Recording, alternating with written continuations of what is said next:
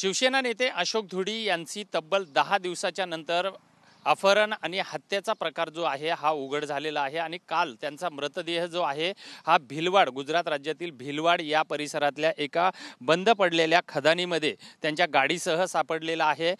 मात्र या सर्व घटनेमध्ये जो आहे त्यांचा या सक्का भाऊ अविनाश धुडी जो आहे हा फरार आहे। मी आता ज्या ठिकाणी उभा आहे हेच ते अविनाश धुडी यांचं घर आहे। या घरी आपण जर बघितला तर जवळपास 7 ते 8 जे वेगवेगळ्या प्रकारचे वाहनं आहेत आणि हे त्यांचा आलिशान नाक्यावरती झरी नाका या ठिकाणी झरी खाडी नावाचा जो नाका आहे आणि या ठिकाणी त्यांचं घर आहे। अविनाश धुडी आणि अशोक धुडी यांच्यामध्ये याच घरावरच्या घरपट्टीवरून वाद असल्याचं या ठिकाणच्या स्थानिक लोकांचं म्हणणं आहे। आणि हे जे घर आहे हे ह्या घराला घरपट्टी जी आहे ही महाराष्ट्र हद्दीतली आहे।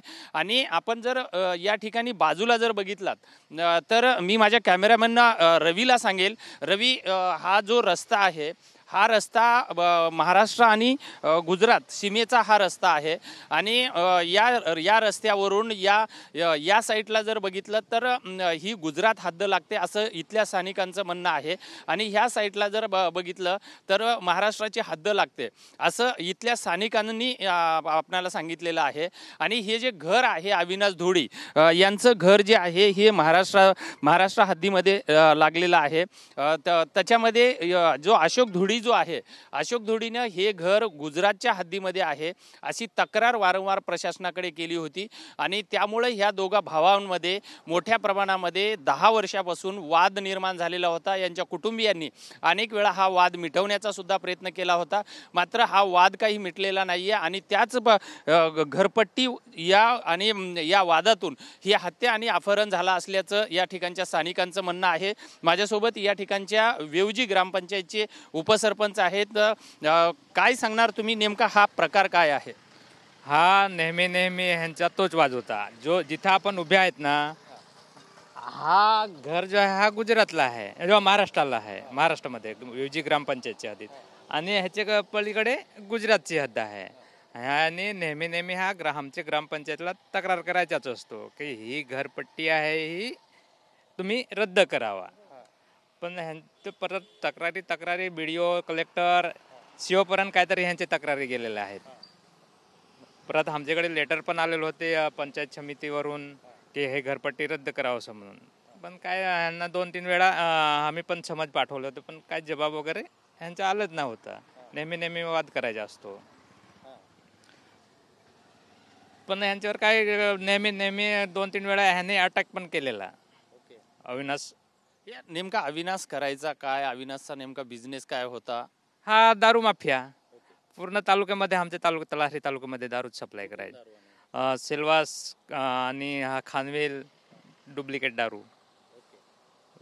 हे जे हत्या आणि अपहरणाचा जो प्रकार आहे याला नेमकं कारण काय असतं? ह्यांच्या घरपट्टीचा नेहमी वाद व्हायचा। हो सर।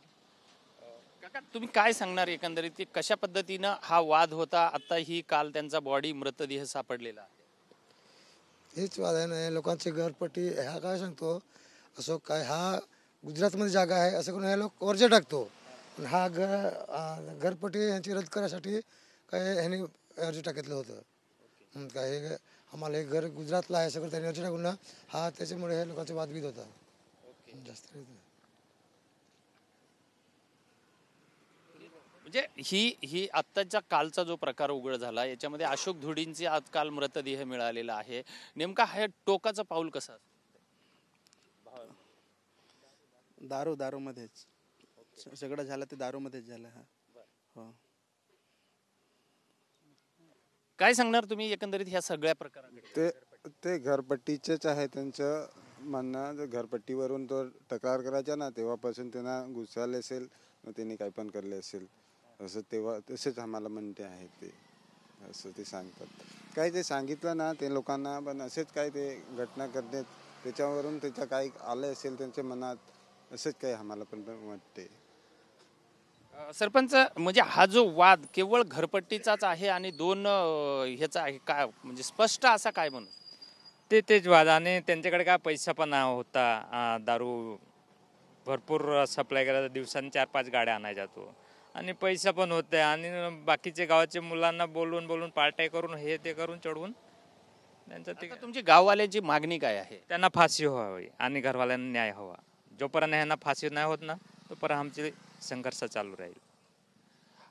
केवळ घरपट्टीच्या वादावरून हा सर्व प्रकार घडला असं लोकांचं म्हणणं आहे.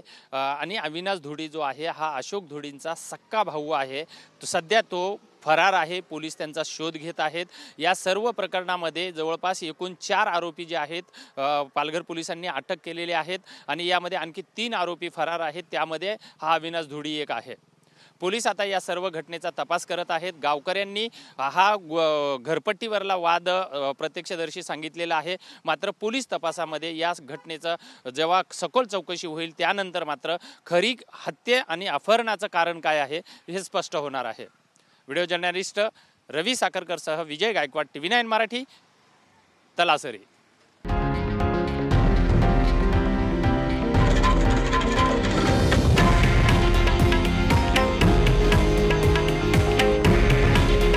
हे आहे देशातील नंबर 1 न्यूज नेटवर्क आणि आपण पाहत आहात TV9 मराठी.